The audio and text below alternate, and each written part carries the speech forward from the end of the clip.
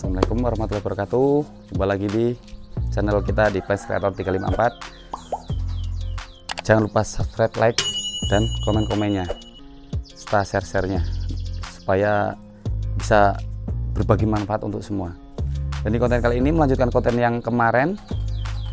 Di konten kemarin tentang kita cara berternak kelinci, saat ini kita akan membahas tentang empedu kelinci sebagai alternatif obat mandul dan daging kelinci sebagai penambah stamina. Dan yang kedua, cara memilih pakan kelinci. Jadi yang pertama, alhamdulillah kita sudah banyak membuktikan. Jadi terutama untuk diri saya sendiri. Yang kedua, dulu cerita ada teman itu yang lama tidak bisa mempunyai keturunan ya. Jadi saya rekomendasikan untuk mengambil empedunya. Jadi empedu itu ketika kita sembelih diambil, empedu itu kecilnya ya kecil ya empedu itu. Jadi jangan sampai pecah, karena pahit. Jangan sampai pecah, diambil pelan-pelan yang menempel di hati. Diminum dimakan tapi nggak dikunyah, langsung pakai air biar langsung ditelan. Alhamdulillah setelah habis sekitar 3 atau 5 empedu itu ya, jarak 1 tahun kemudian berhasil mendapatkan keturunan. Alhamdulillah ya. Jadi banyak sekali manfaat dari kelinci ini ya, selain dari empedu, dari dagingnya sendiri. Kalau yang bagus bisa dibikin soto, bisa dibikin sate, digoreng pun enak. Tapi sate yang lebih nikmat. Kenapa? Dagingnya dia tidak berbau dan hampir tidak berserat. Tetapi dia mampu menyerap racun-racun dalam tubuh. Makanya banyak survei kita buktikan daging kelinci ini setelah kita uji coba yang memakan, staminanya lebih dalam untuk bekerja. Kedua, ketika malam hari, jadi hormon laki-laki itu meningkat. Nah seperti itu. Yang kedua, kita bahas tentang jenis pakan yang bagus dan waktu makan yang baik. Kalau untuk kelinci ini sebenarnya apa saja ya, bahkan kayu-kayunya pun dia dikerokoti dimakan, digigit-gigit seperti itu. Tapi pakan yang baik adalah satu, kita ulas dari jenis rumput. Rumput itu banyak mengandung serat, tapi satu, pilihlah rumput yang berserat. Contoh rumput yang berserat, nanti kita ke kebun ya, kita sambil lihat di kebun. Jadi contoh rumput yang berserat ada namanya rumput beroan ataupun sejenisnya ya, karena mungkin beda tempat beda penyebutan. Tapi syaratnya satu, pilih yang jangan yang muda, karena yang muda itu masih jarang serat. Nanti itu ya penyebabnya mencret. Itu penyebab mencret. Yang kedua, yang banyak serat, yang tua. Lalu bisa juga dengan dari jenis-jenis dari batang jagung ataupun jerami padi, damen, kalau orang Jawa itu bilang damen, dari tanaman padi tapi yang jangan terlalu tua, bagian tengahnya yang masih empuk, itu sangat bagus sekali untuk serat.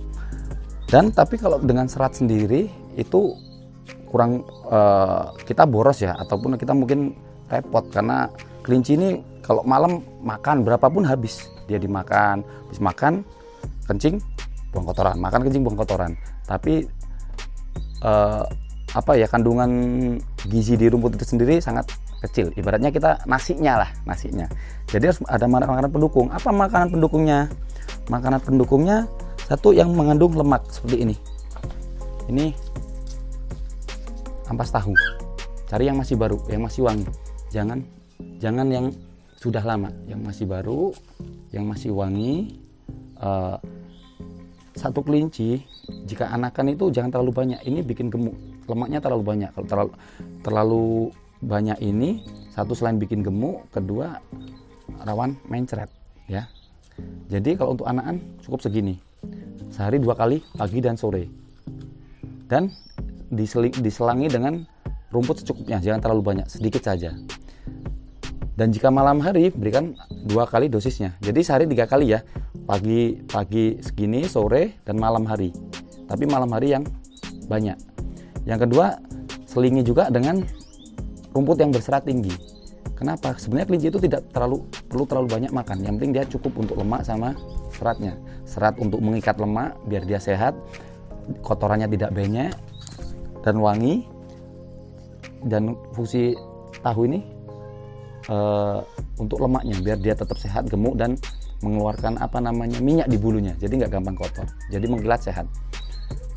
Yang kedua, ciri-ciri rumput yang atau tanaman yang kurang bagus seperti kayak wortel ataupun kangkung, itu memang kelinci senang, dia sangat suka, tapi dia terlalu banyak sedikit serat, itu yang bikin mencret, yang bikin sakit. Makanya kita yang harus memilihkan, Mas, kelinci saya kasih rumput ini nggak doyan karena biasa kasih makan kangkung, karena biasa kasih makan wortel. Ya namanya kelinci, dia juga punya insting. Kalau kita kasih makannya enak, dia milih yang enak. Tapi kalau dia nggak ada, jangankan rumput, kayu aja dimakan sama kelinci. Seperti itu. Jadi tergantung kita. Apapun itu kalau dikasih insya Allah dimakan sama kelinci. Yang penting kita tahu syarat-syaratnya. Rumput itu tua dan berserat.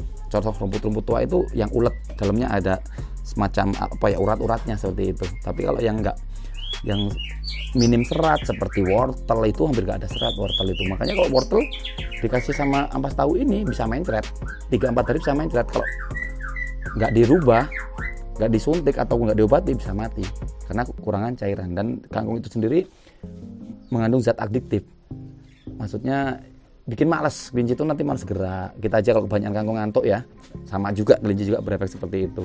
Jadi kalau kangkung itu memang enak bagi kelinci, tapi kurang bagus kalau terlalu banyak. Kalau cuma sedikit-sedikit untuk selingan bagus, tapi kalau kangkung harus selingannya dengan rumput, nggak boleh dengan ampas tahu ataupun sejenisnya.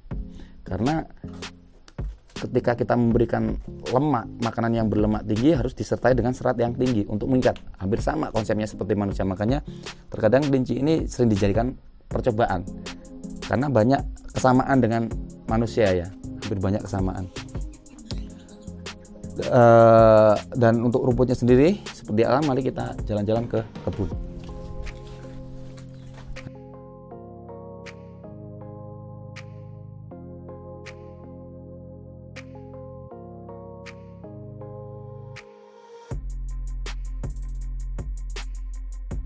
Oke ya, kita sekarang udah di kebun. Di sini banyak terlihat rumputan, dedaunan. Kelinci itu apa aja doyan. Tergantung kita. Seperti ini juga petai Cina ya nyebutnya. Doyan tapi kurang bagus buat kelinci. Cuman kalau untuk darurat daripada nggak ada pakan, cuma sedikit nggak apa-apa. Tapi jangan sering-sering. Bahkan dedaunan apapun selagi itu mungkin mengandung agak manis ya, dia seneng. Terus ini di sini ada contoh rumput seperti ini. Ini kita dekatkan. Ini berbahaya karena kenapa? Di sini banyak bulu-bulu. Ini kalau anakan biasanya mati. Kalau indukan biasanya nggak doyan, nggak dimakan. Karena satu mengandung racun, kedua ini bulu-bulu ini yang bikin mati. Yang kedua, hindari yang berbulu ataupun berduri. Nah, tapi kalau rumput-rumput seperti ini, rumput-rumput lapangan seperti ini banyak serat. Biasanya kalau yang agak muda ataupun masih belum alot, dia doyan. Contoh misal seperti apa ya? Seperti ini nih. Nah, nih, ini bagus juga untuk kelinci.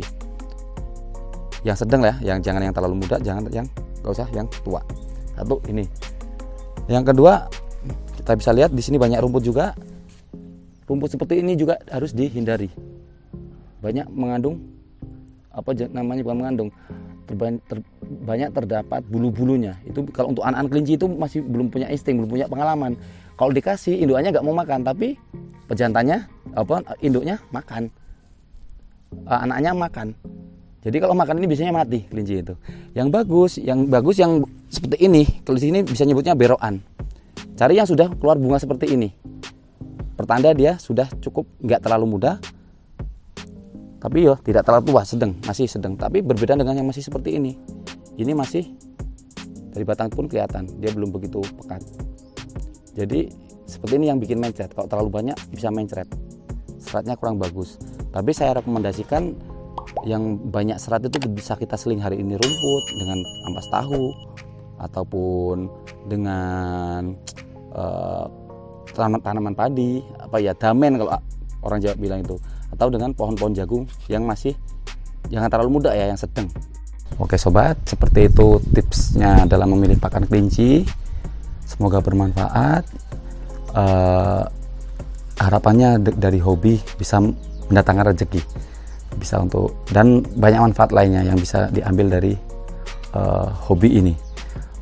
Saya cukupkan sekian. Jika ada salah-salah kata ataupun hal-hal yang menyinggung, saya mohon maaf yang sebesar-besarnya. Wabillahi taufik wal hidayah. Wassalamualaikum warahmatullahi wabarakatuh.